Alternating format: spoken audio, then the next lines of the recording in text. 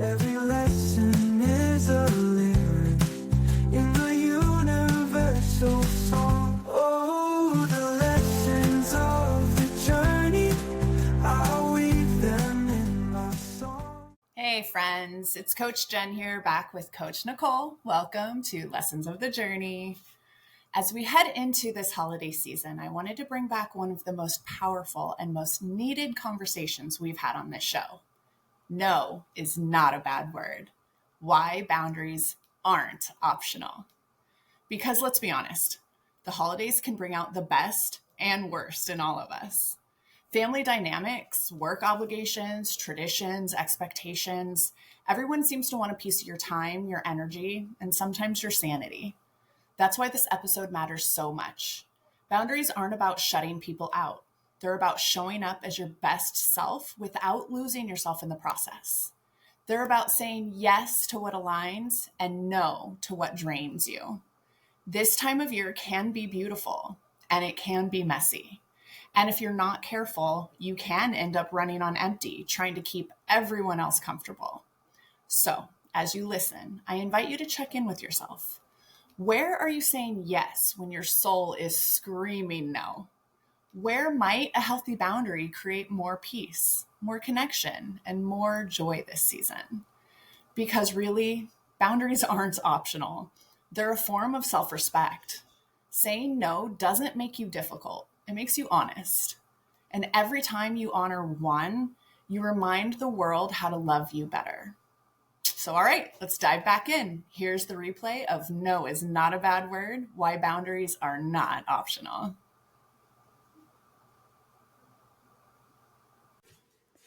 Today we're talking about boundaries. So do we need a definition?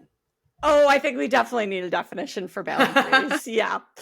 So definition for boundaries, the line that marks the limit of an area, the limit of what someone considers to be acceptable behavior. Now, I think that's a great definition, but I'm going to add something a little bit more because I really like this part of a separate definition that I found. The limits and rules we set for ourselves and the others within our relationships, respecting mental and physical personal space. And the purpose is a form of self-care. Absolutely. I think that that's really what we're going to focus on today, right? Our lived experience, because everybody knows what a boundary is. Land, the boundary is the outside line. In our coloring pages, the boundary is the line that you're supposed to stay in. We all know what that is.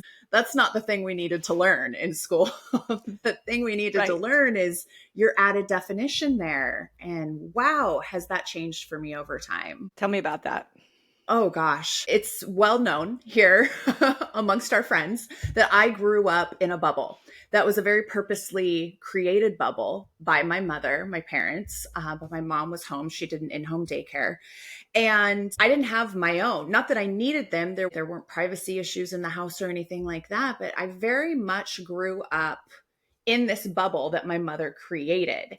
And I very well knew when a boundary was crossed, because if I tried to exit this bubble, it was, oh, no. It's not in various forms of, I'm going to use the word punishment, but I was the kid that if you told me you were disappointed in me, I would go ground myself for 3 days. That was me. No spankings, or that wouldn't have ever had shifted anything. It was, I am disappointed in you. And I would go, I have disappointed the powers that be. Let me go take myself out of society for a moment. Yeah. So boundaries were created for me, and I just learned how to live within. And now I'm a fairly go with the flow kind of person. So if those boundaries were created for me, I was like, all right, well, I guess this is where I live. It's the Truman Show of my own life. Love that movie, by the way. Yeah.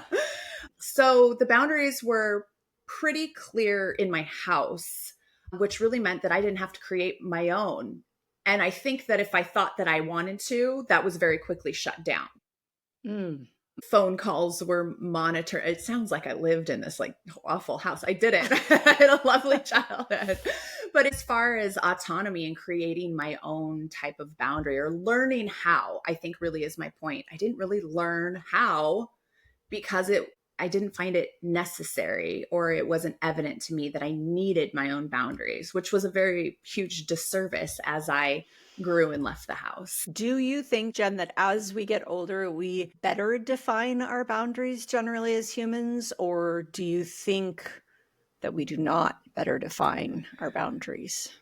I can only speak personally and then by witness. So personally, I have gotten very good at my boundaries. I have also witnessed that as life gets complicated, it's sometimes difficult to really understand our own boundaries. Or maybe I thought I created a boundary over here, and then maybe I didn't have all the information because new stuff was presented. And so I'm not sure if that's an actual boundary or not. I think that life can sometimes complicate the concreteness of what we believe to be a boundary. And on the flip side, I certainly have just gotten better because I had to. I'm an adult. I now have my own children, and that's happened extensively. I had to play catch up over the course of 20 years because I didn't really have the practice in my childhood. Do you think they teach children boundaries in school now? In school, not enough. Here's what I see. I have a 3, a 5, and then a 10-year-old in 4th grade. I see the littles, don't hit your friends. That's not nice. Those types of things. I don't see the other side of it, which is, hey, person who got pushed, tell them what you think about that. There's none of that. I wish that there was more of that. There's a better way to handle this. You don't just address the person doing the thing. This is what we need to teach the children. And this is what I was not taught. On the flip side of that, my kids have a boundary song. They have songs for everything. This is how my 3-year-old learns. It's literally called the boundary song. And the chorus is something to the effect of, please stop. I don't like that. I'm feeling uncomfortable. I need more space. Not around me. Don't take it personally. It's just a boundary. And I thought, holy shit. I wish I was taught that song when I was little, you know? And I don't know if it was being a girl. I can't speak to the male experience growing up. It was very much, oh, it's fine. You don't need to worry about that. And I go, oh, that didn't serve me either. That boundary song really would have done something for me. And it rhymes, which makes it really catchy, easy to remember. Good lesson. I think that's great. I really wish that there would have been something more. But back when we were younger, it was give your grandpa a hug because it's rude if you don't. Push you into doing it. Do it. And my grandparents were wonderful. That was never a thing. And we see that the level of consciousness of society has changed so much that it's like, whoa, if she's or he, little children are uncomfortable doing that, I'm not going to make them do that. That's an innate thing that you can see physically with a child that they might not even know that it's a boundary. Yet you're going to push them past it. I know that that's how I was affected when I was younger.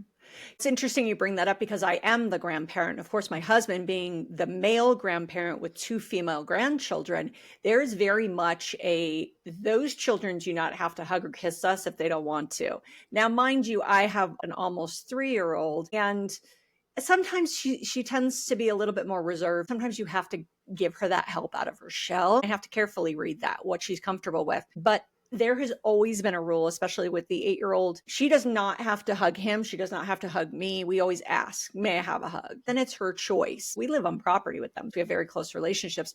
But yeah, I think that's a big thing. You don't have to hug your uncle. I mean, I'm sorry to say it out loud, but the reality is most predators to children are family members. Truth. And this is a very important boundary. On the flip side, when I was going to school, I don't think they taught us boundaries really at all.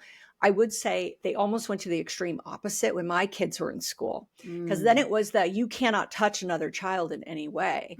So here's my huggy little boy who's not allowed. I feel that was a big disservice to him. And I see him sometimes having issues with people touching him. I know that came from when he was young and he was told, you cannot touch anyone else. Interesting. Now I love these teachers, the ones that come in and as the kids are coming into school, they touch the spot on the wall and it's Yes, I love that. High five, hug. You get to choose what you want. The dance. Yep. You get to choose whether you want to be hugged. I think that would have been really beneficial for my child when he was in school. But he didn't have that option. I do feel like this is becoming a little bit more awareness in society, and I think that's wonderful. I'm working on that with my kids right now. Inside of our house, I have 3 boys. They wrestle. I mean, and as the only woman in the house, I am so overtly concerned. I'm raising boys to be men. And I'm thinking, oh my gosh, they're going to be dating one day. Things are going to be changing. And the idea of consent that really was non-existent when I was growing up is so very existent now. And that's not even just yes or no consent. And now it's enthusiastic consent. Right. And I think, oh gosh, how often have I not enthusiastically consented about anything, not just anything sexual, just like, hey, you want to work some overtime? Yeah, I guess I'll go ahead and take that pay and a half for an hour, like just in general, the idea of enthusiastic consent, it's a new thing to me. And thinking about these children who they don't stop when each other tells them no. And here's mom with her adult projection going, you have to stop when someone says no. You have to. It's so important. They have no idea what I'm talking about. I'm like, when you're 16 and somebody like, they're like, okay, mom, we're just playing around. And I fear for myself and my children at the same time with what that looks like. But I might have some different perspective. If I had a girl, I don't. All of my friends have girls. It's just such an interesting conversation as we're all aging. Yeah. One of the things I did with my boys in a partner relationship, the rule is you go as slow as the slowest person. And the reason I came up with that was because my older son was not the slow one. My youngest was slower in his relationship progressions. And I felt like I want him to feel safe that it goes the speed of him if he's slower than the person that he is with. So that was always the rule. It goes the speed of the slowest person in the relationship. And if you're not okay with that, then get out of the relationship. Love that because it doesn't focus solely on the male-female roles. Yes, I love that. Yeah. I think that's so important because I see so much of the focus really more on the female side in a protective measure. And it's a left out part of the conversation, what you just said. So thank you for bringing that up. Well, and if I was to say to my boys, you go as slow as the girl, first of all, that insinuates that I expect them to be in a relationship with a girl, which I don't. I was raised by 2 dads. Like, I don't care what my boys do, as long as they're happy and everybody in the relationship is treating each other with respect. So if you're in a same-sex relationship, well, then if you teach the male-female boundaries, then what do they know? Then suddenly the boundary's out the window. So it's whoever's slowest. Yeah. Just everyone's got to be comfortable. And if you're not comfortable going slower, get out. That's not the person for you.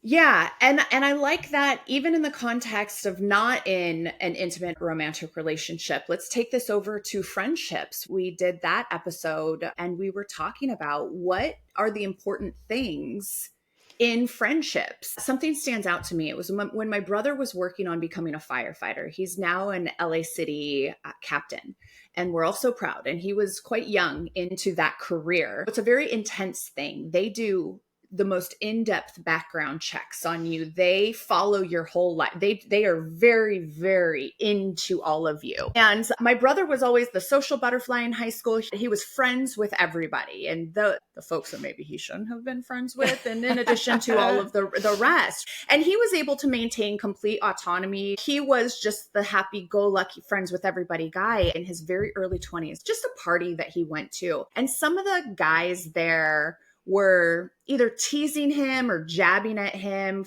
You're very straight-laced during that time that they're doing these background checks. And I very solidly remember my brother going, oh, you're not supporting who I am and what I'm doing. You don't get to know me anymore. Done. Cut. This is the rest of my life. And if you are going to act like that, I'm out. And I thought, that's a really solid know who you are, know who they aren't kind of boundary.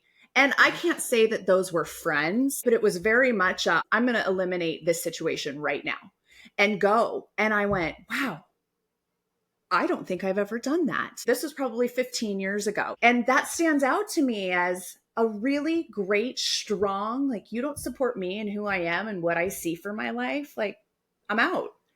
And I went, wow, how would my life have been different had I stood up for myself time and time again with naysayers or with people with limiting beliefs that I just allowed to pour on top of me? Where would I be now if I just eliminated all of that from my life and didn't worry about who they were and what they thought? So I like your example in the friendship realm as well. I think that is some beautiful boundary setting that your brother was doing. I would say that's pretty advanced for that young of an age, most part of I the thought people so. that I've known. Societal, we don't talk a lot about society's boundaries for us. There are so many societal pressures that can sometimes either influence our boundaries or press against our boundaries and what we consider comfortable. So that's definitely worth exploring a little deeper. Yeah. When in school do you think is the most important, and this is tough because it's all development. My thought is high school with the peer pressure and all of the development that's happening and the feeling of the need to belong. It's really easy for our boundaries or our familial values maybe to get blurred as we're experimenting with who we are and what we like or don't like from our friend groups or from the popular kids are doing it and maybe I wouldn't do it otherwise, but I really want to be accepted over here, and so I'm going to jump my boundary or not express it. Did you experience that in high school? Gosh, I know I did for sure. I definitely crossed probably some boundaries that I wouldn't have had I had personal autonomy at that point in my life. I mean, I was lacking some personal autonomy in that point in my life, but maybe not so much as some others. I think it's a scale. But, when you're asking when should we start, are you talking about when should we start social boundary discussions or when should we start just boundary discussions? When do you find in development the most important time of life to be able to really narrow in on your boundaries?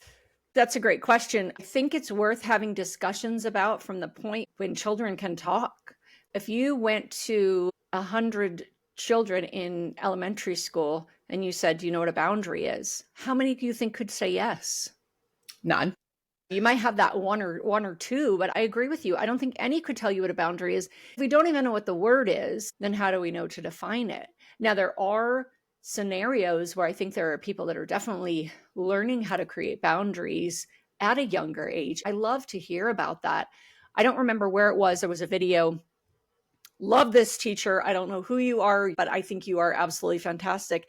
She teaches the children in her class how to not be friends with the people they don't want to be friends with. Mm-hmm. It's creating that boundary of everyone deserves respect. Mm-hmm. Just because you don't like someone doesn't mean your friends need to not like them. If Oh, we gosh. taught that at a younger age, right? Like that's such beautiful boundary setting of just because you're not a fan of that person doesn't mean you have to, in our adult terms, trash them to all your friends. They can still be friends with your friends and you can be kind to each other still. And I thought, that's beautiful. Imagine if all the kids had that when they were younger. And then by the time they did get to junior high and high school, that's going to change the dynamics Oh, yeah. of the Yeah. social pressure because you're teaching that autonomy of, hey, everyone deserves respect. I've thought so many times in my head, God, I would have loved to go back to junior high and high school and just talk to these kids with my adult brain of like, oh, you want me to do that? Yeah, I don't need to do that. Because I don't care what you think. Right. Yeah. I think it's innate for children to care so much, especially their immediate friend group or the social groups in school, and also the adults who run the house. I very much care what they think because I need to learn how to navigate in these situations and remembering that our children learn from us. So if we are not modeling boundaries, they are not going to learn how to do it for themselves. Ding, ding, ding. Yeah. Yes. That's them doing something to me and me going, hey, you don't get to hit me. This doesn't work for me. I'm going to go away from you if this is going to continue. An example, when my 5-year-old, he doesn't do it anymore, but when he was younger, he would like to rub my skin and he likes the soft spot. It's like the inside my elbow kind of thing. And then the up my, and it feels like bugs are crawling on me. This is my firstborn. This is like my whole heart came out of my body and I cannot stand it. I feel like things are crawling on me and I had to do this coaching thing to myself. I'm like, okay, it's just your kid. Or he used to rub my earlobe. Stop touching me. I can't. I would let it go for the longest time. And I thought, I can't do this anymore. I cannot live a life this way. I had to decide that I was going to create that boundary with him. This is bedtime when they're snuggled up to you. And I would say, babe, I love you so much. My body does not like it when you touch me right there.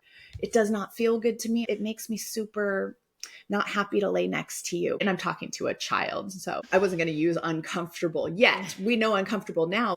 And his whole being, you could see it in him because he felt like it was a rejection of him. That right then and there could have had me go, never mind, it's okay. I'm not trying to reject you. And I had to double down and say, it has nothing to do with you. It has everything to do with my body does not like this. I love you so much. And this is what I can offer you. We can hold hands, or you can do it on my hand. It was just those spots where I was like creepy crawly. Eventually we got there, and he understood, of course, that it is not a rejection of him. Although initially it felt like it was. I think that that's the reason why most people either A, fail to introduce a boundary, or B, fail to keep the boundary. I think you're absolutely right. First of all, the people pleaser. I don't want to say no to anybody, because if I say no to somebody, then I'm bad, or I'm not showing up in the way I should be showing up. Yet we need to say no more often if we're going to create solid boundaries. We all know Nicole loves clarity is power. Yet sometimes we're not even the ones that are clear on our boundaries. So getting clarity, hey, I feel like this might be a boundary. Let's talk about this. Obviously, these are unhealthy relationships. If you have an unhealthy relationship, your boundaries are probably being crossed left, right, and center, and you're just not acknowledging that. I'm going to actually say for some women, we've just shut off the ability to feel when a boundary is being crossed. Absolutely. Yes. And that is the part that I'm like, oh, please, we have to start listening to our bodies. My body is telling me something's not right here. My body's telling me I'm not feeling right about this. And turning back on those boundary pieces. When you're saying yes to your child because they've given you that face, if it's a boundary for you, you got to hold ground, and you're also teaching them. Yes. The word for this is a boundary, and I'm letting you know what my body needs, right? That's hard. Thinking future, to expand on your point, if I then allow him to continue to cross that boundary, when he grows up, he thinks nothing of boundaries. Somebody in his life in the future is saying, here's a boundary. He's going, well, all I need to do is push that a little bit and that boundary will go away. That future thinking that gives parents so much anxiety, or maybe just me, I don't know. I have to stand up for everybody in his life moving forward.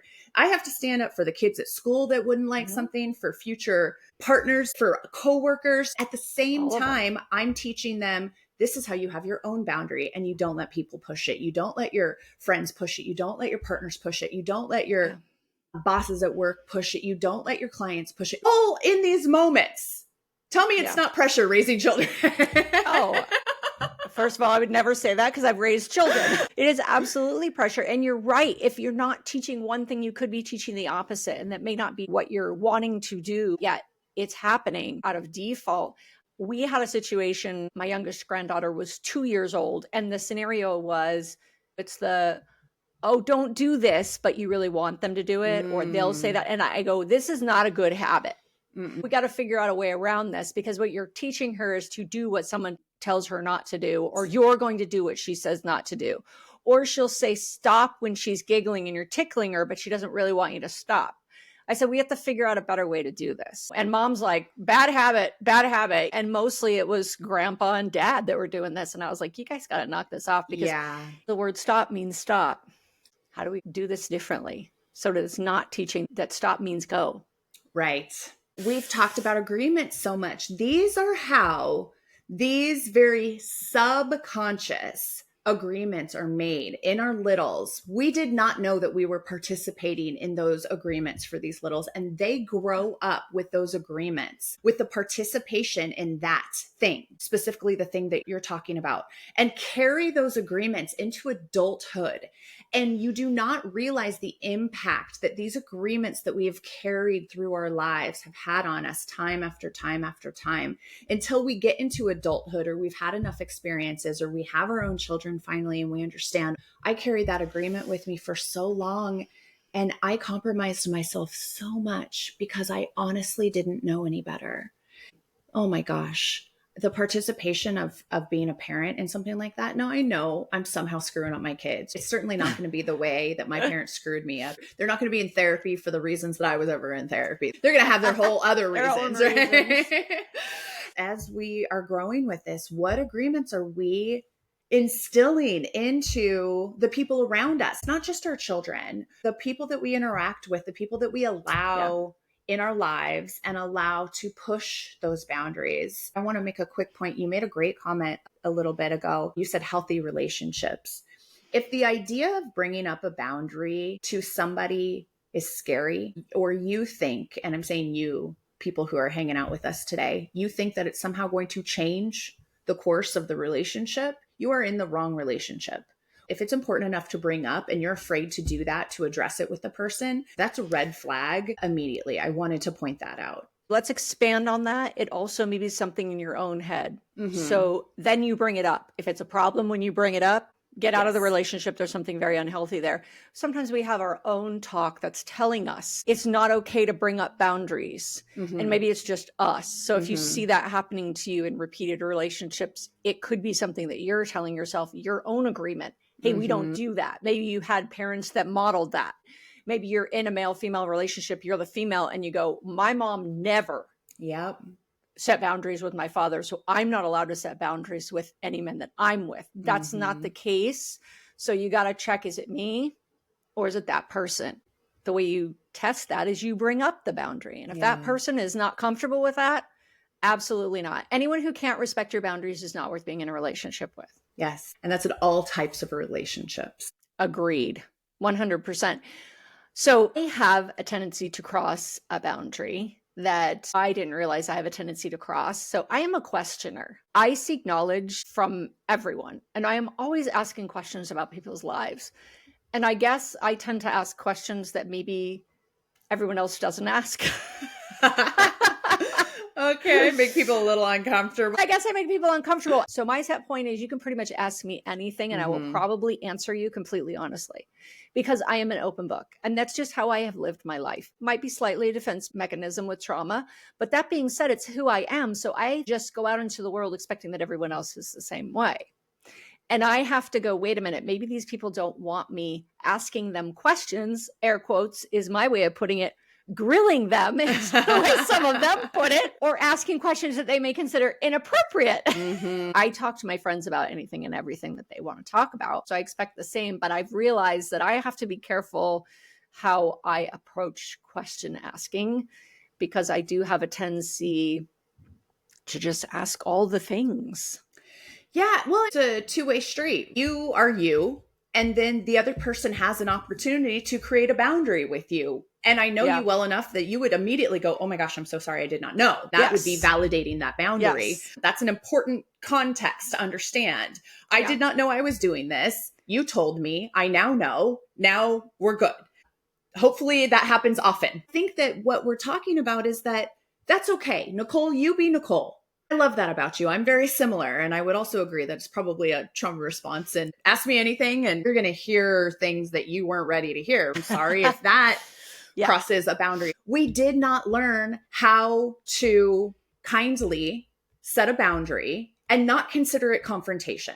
99 out of 100 people are going to tell you, I don't like confrontation. I don't remember when I ever thought confrontation was a bad thing. I always thought, why did we give confrontation such a nasty definition? Confrontation just means, hey, I'm bringing this to you. It's almost like the confirmation of a boundary to me. Yet so many people think, oh, I can't possibly set that boundary with somebody who I find a little off-putting. And believe me, I am found off-putting regularly. Yeah, that's a great point. I'm thinking that through as we're talking. Side note, I was listening to this video and this woman was talking about how her husband said there were some people who think before they talk, and then there are people who talk to think. And I was like, oh, I'm a talk to think. Thinking as I'm talking. As you were saying that, I think the one piece that I'm missing might be for new people that I have relationships with, letting them know, hey, I kind of ask anything and everything. If you don't like a question I ask you, just let me know. I'm fine with it. That's how I am. I want to get to know you on all levels. So I may ask you something that you're like, whoa. Yeah. That's great self-awareness to be able to present yourself that way and give permission. I don't think we have that as children, though, or in school. Were we developed enough to have the self-awareness to be like, hey, I might be a little much. You just let me know. No, and I don't think that we have a tendency to teach people that. When you were talking about confrontation, I think that's where that came about, because confrontation is usually, hey, asshole, Yeah. you piss me off, instead of, hey, I get uncomfortable when we're in that scenario. I would feel more comfortable if X happened. Yeah. That's still confronting the situation, but it's doing it with kindness. So it's confrontation with kindness. I don't like to assume, but I would probably assume that 99% of people, when you say confrontation, they're thinking, hey, asshole, you're a jerk. They're not thinking kind confrontation. So maybe we just have to add the word kind. Maybe that's it. Do we have to look up confrontation now, Nicole? We probably do. Dictionary.com says to face in hostility or defiance, to oppose. Ooh. So that's a verb used with an object.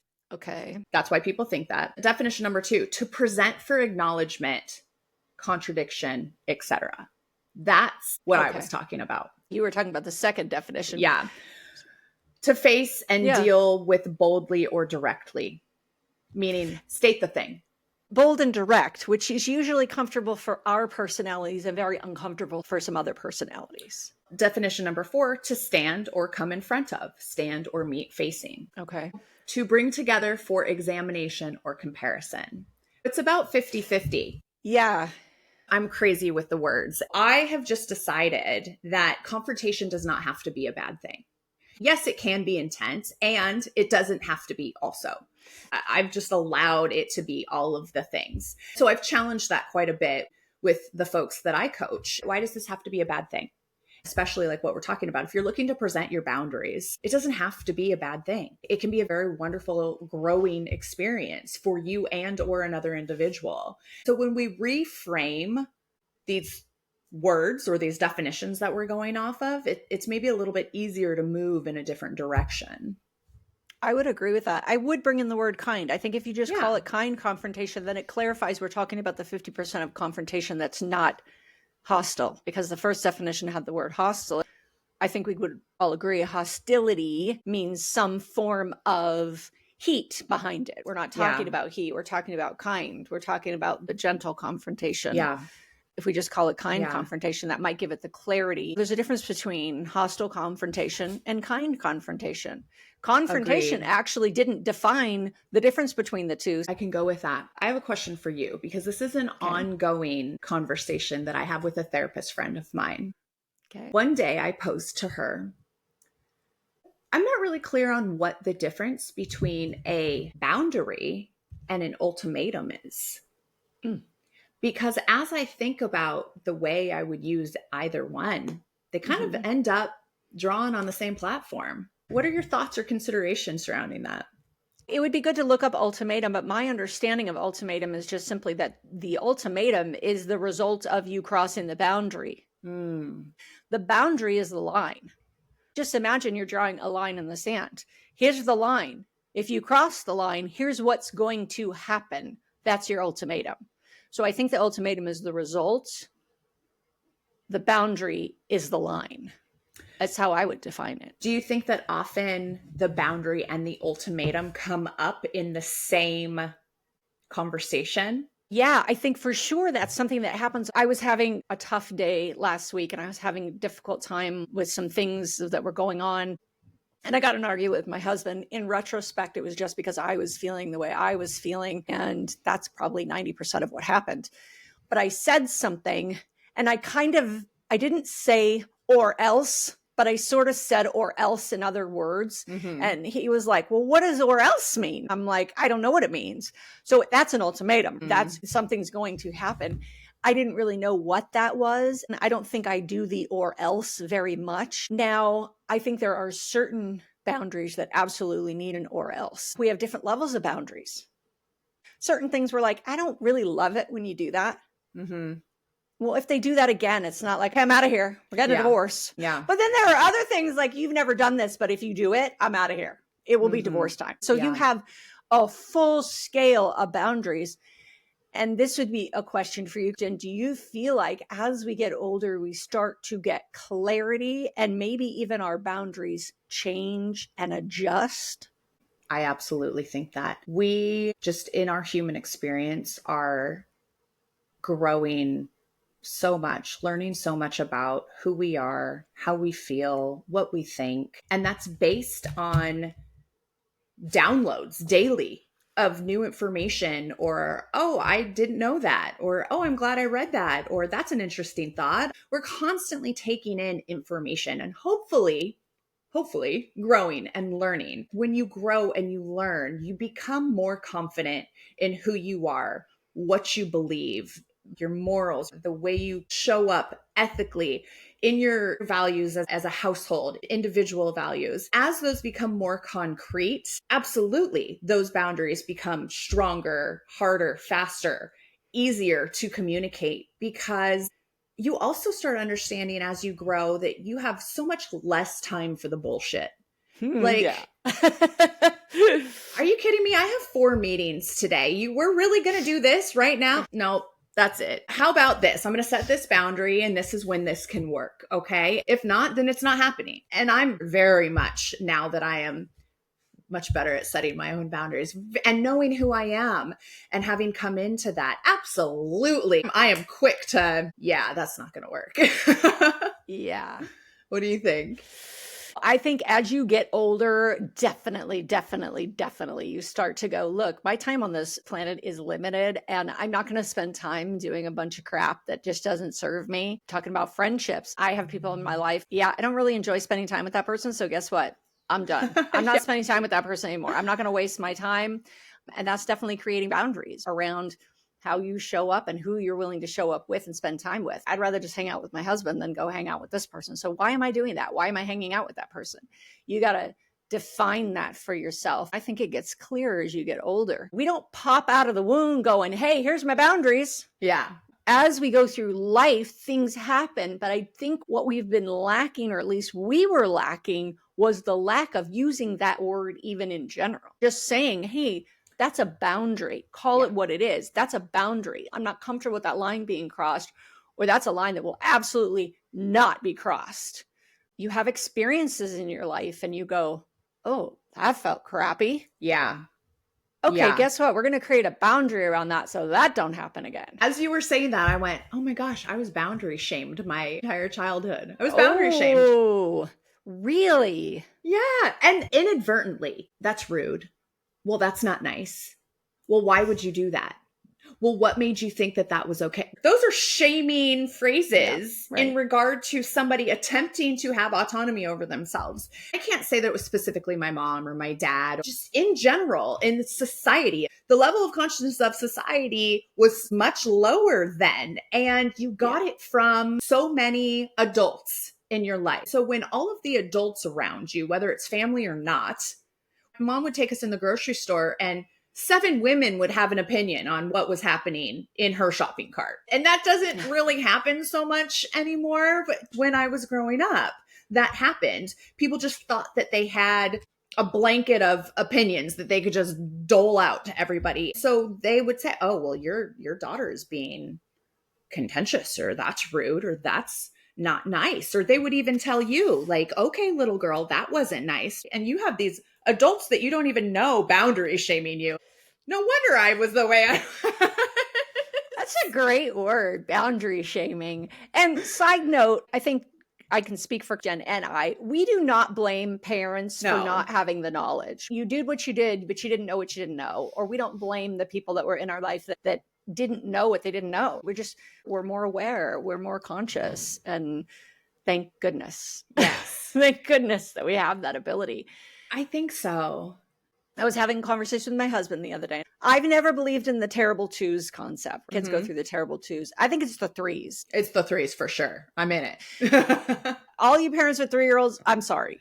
It's almost as bad as the teenage years, but I digress. Our little is going through 3-year-old. And I was trying to explain to my husband, this is when she's learning her own boundaries, her own emotional regulations, how to deal with the things that show up. And she's trying to push these boundaries. And she's trying to also figure out, how do I deal with when I feel X? Because she's 3. And it's super confusing for these little bodies to figure this out. So she's very emotional and she's very upset by things. And he's like, how do I fix it? And I'm like, first of all, don't. Get rid of that. If you fix it, then she can't learn to fix it on her own. You need to back off and let her feel what she's feeling. And then when she's ready to come to you, you can have a conversation and help her. But you got to let her go through it. That's the hard part, letting these littles go through it. When we talk about boundaries, I really feel like there's a lot of boundary awareness in that 3-year-old age. What do you think, Jen? Gosh, I just yesterday referred to my 3-year-old as a terrorist. Yes is the answer. Oh God, people are going to hear this and be like, Jen, I would not want to be her child.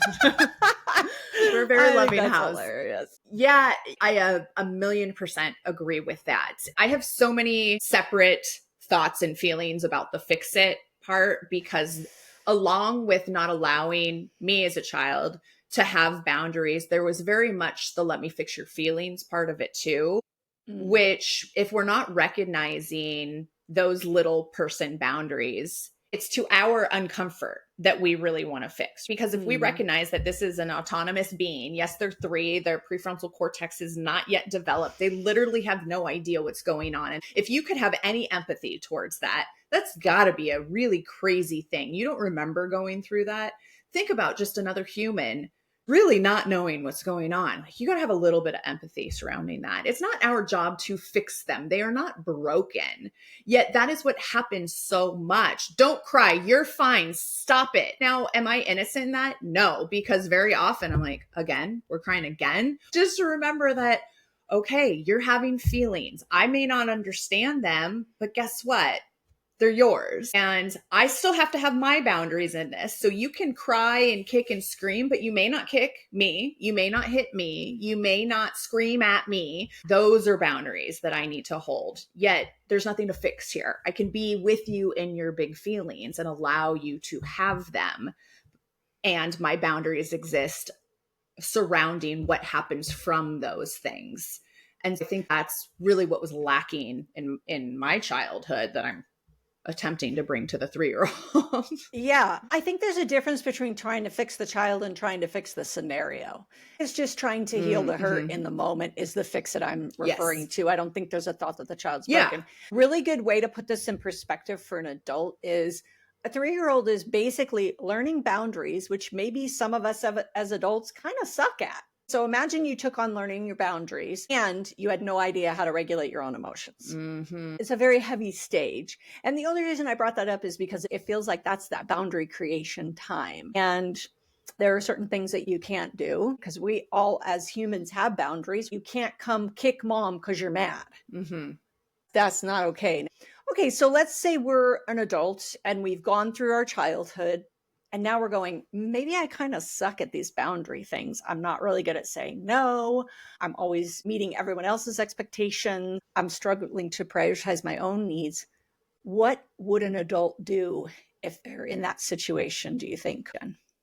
What air quotes should they do, or what do we see them doing, or why they come to us for What could they do? Why do they come to you? All the above. Yeah, it's a very legit thing. Being a people pleaser is an absolute burnout, not knowing how to say no. It very much falls in line with self-care. One of my favorite quotes, and this got me as I was getting older, and it's something to the effect of, you are not required to set yourself on fire to keep others warm.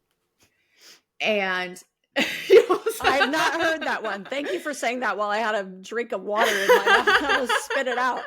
You are not required to set yourself on fire to keep other people warm. That's fantastic. I have never heard that one.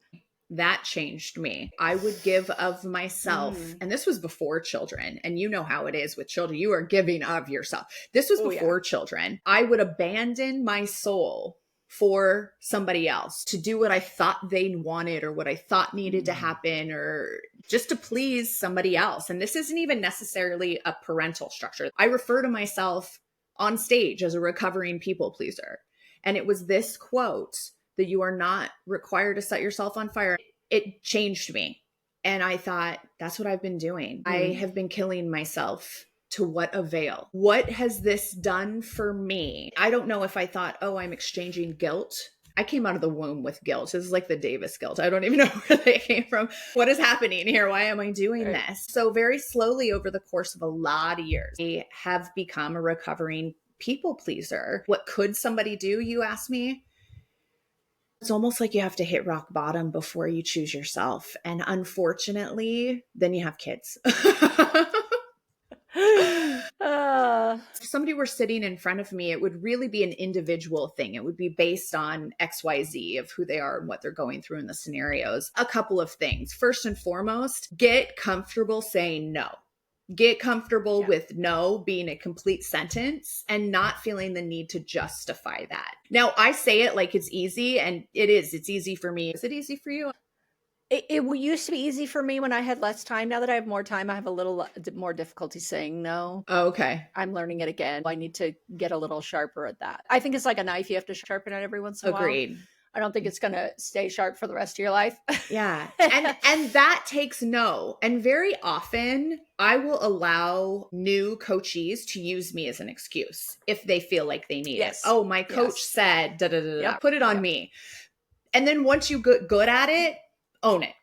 I say learn no and make it easy. And there's a lot underneath that. That would be the number one thing, because we pile our plates up so high. We do not allow any space for our own selves. And that is where the burnout occurs. Also, understanding that people pleasing is also a trauma response, recognizing that that needs to be addressed as well. That would coincide with the ability to learn how to say no. So those would be the first thing and a half that I would talk with somebody about if somebody said, I don't know how to do this. That's what we would go with. I'm big on spectrums. It's a spectrum. Some people are extreme people pleasers. Some people are a little bit people pleasers. And some people are way extreme on the other side and they're just total assholes. We're not saying go from people pleaser to asshole. No. There's a level in the middle where we can get everyone's boundaries respected and everybody's values met. That's more the goal, is how do we swing back to that center point? So many people come from the approach of it's a black and white world. There's no middle ground. I'm like, okay, what does the middle look like? And that leads to the other piece of that. I love that you brought that up, because saying no is such a good thing, yet it seems to have such a bad connotation for a lot of people. Saying no is fantastic, because when you say no to something, it means you're saying yes to something else, even if that something else is you. Also, how often do we actually ask ourselves, what are my boundaries? I mean, do a Google search. What are some standard boundaries in a relationship, and what comes up? And you can go, hey, is that a thing? Is that a thing? Where am I at? And get to know yourself, because clarity is power. You can't express that to someone else unless you know what are your boundaries. Yeah. I was working with a real estate client back when I was selling real estate. I mean, this guy was a jerk, and I can take a lot. Ultimately, what was the last straw for me was he was wasting my time. He wanted to see property after property after property that he was not qualified to buy. I go, I know your lender. I know exactly what you are approved for. Why would I show you a property you cannot buy? Well, it's your job. Is it? Is that my job? Red flag number one.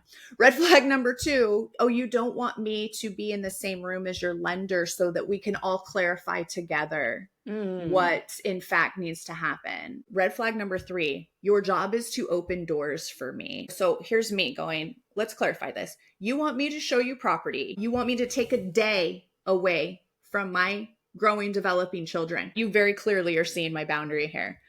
That's not going to work for me. Maybe we're best suited elsewhere. You're fired. And that had to happen. Would I have loved that commission? Yeah, that would have been a real nice one. And guess what? You do not get to take me away from my family when I know I have done the job. Nope. No, sir. You don't get me anymore. Done. It's tough to fire people from your life, especially if they're trying to pay you. Those were very specific boundaries that I went in with, knowing who I am and what is important to me.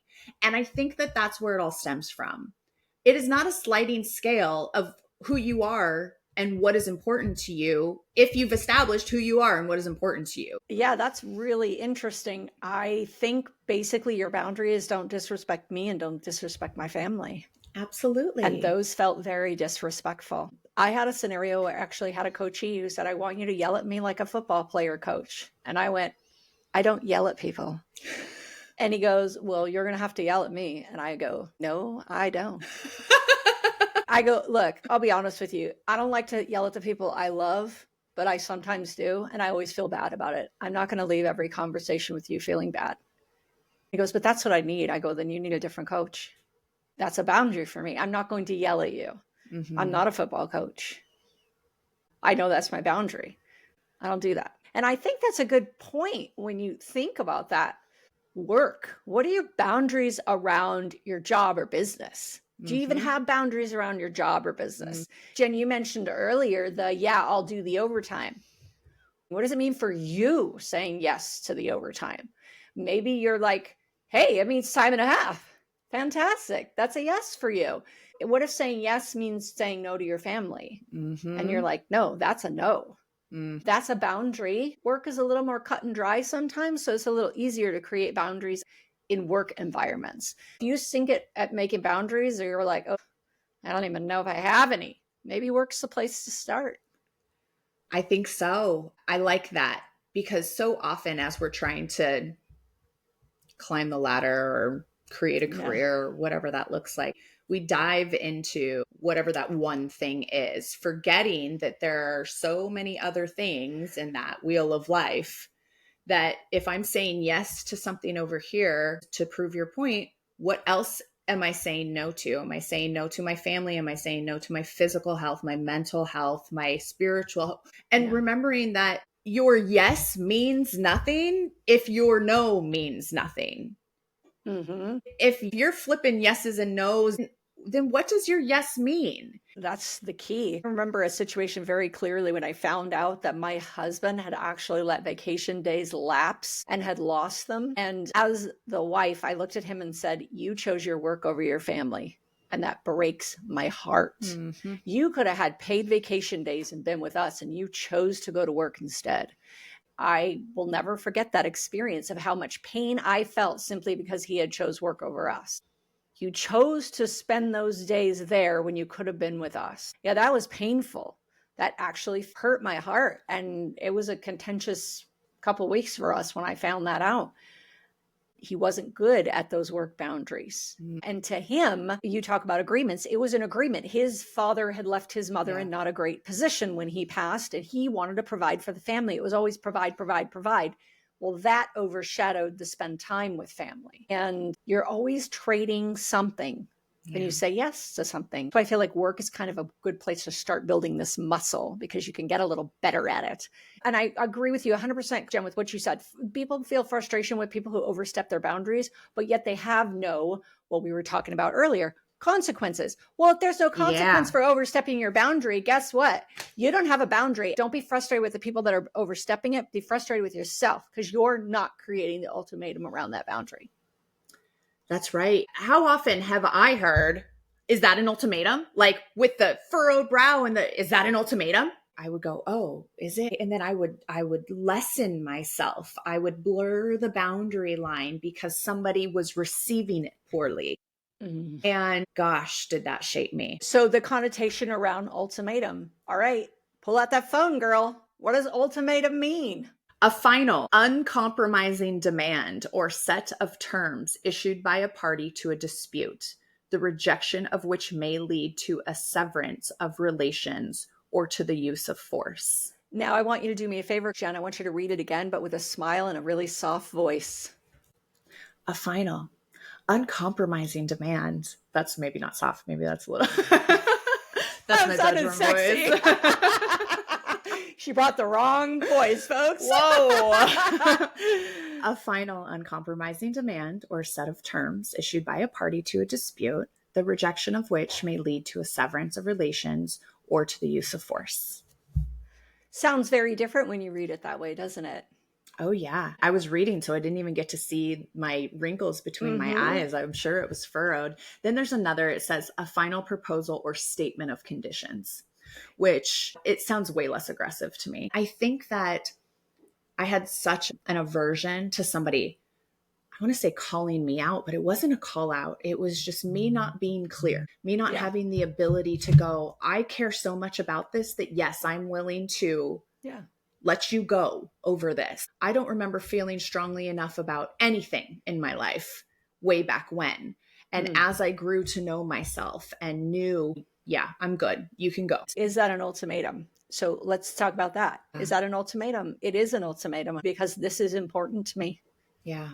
No is a full sentence. I don't need to tell you why. If I have a no, I can just say no. Yeah. Now, if you want to, you can explain it, but that's your decision. And that depends on your relationship with the person as well. Correct. The concept of ultimatum, we need to take the heat out of that. It does say lead to a severance of relations or to the use of force. Although a final uncompromising demand or set of terms issued by a party to a dispute. That's a final uncompromising demand. This is my boundary. You continue to push it. It's important enough to me that if you continue, and that's usually the way an ultimatum begins. If this, then this. Yeah. Be very clear on your boundaries and who you are willing to remove in order to be true to who you are and what you believe is important as far as a boundary goes. I very quickly would shut down anybody out of my children's life. It is so clear to me that an ultimatum would be given. That happens again around my kid, you are out, you're gone. It is so easy to do that to protect our children. Yeah. Do we care enough about ourselves to protect ourselves in that manner as well? Great question. Do we? Sometimes yes, sometimes no. Yeah. Sometimes we're good at it, sometimes we're not good at it. Setting boundaries is like a muscle. We talk about this all the time. You got to work it. You got to get good at it. You got to get strong at it. And you got to figure out what is important to you. I think. Gosh, I have such a huge takeaway from today. Ooh. Well, first and foremost, I wish that I even knew that this existed and that it was okay for me as a child. That in the social setting, in the familial settings, that this existed and that I could push to preserve myself with such a thing as a boundary. And again, I don't fault my parents. They only knew what they knew. I wish that somehow somebody could have said, you don't have to do it that way. Try it this way. See how that works. And I think I need to be better now that we're talking about it with my children is let me normalize this for you. Let me help you understand that if somebody doesn't like you because you have a boundary, that's okay. You don't have to know them. Yeah.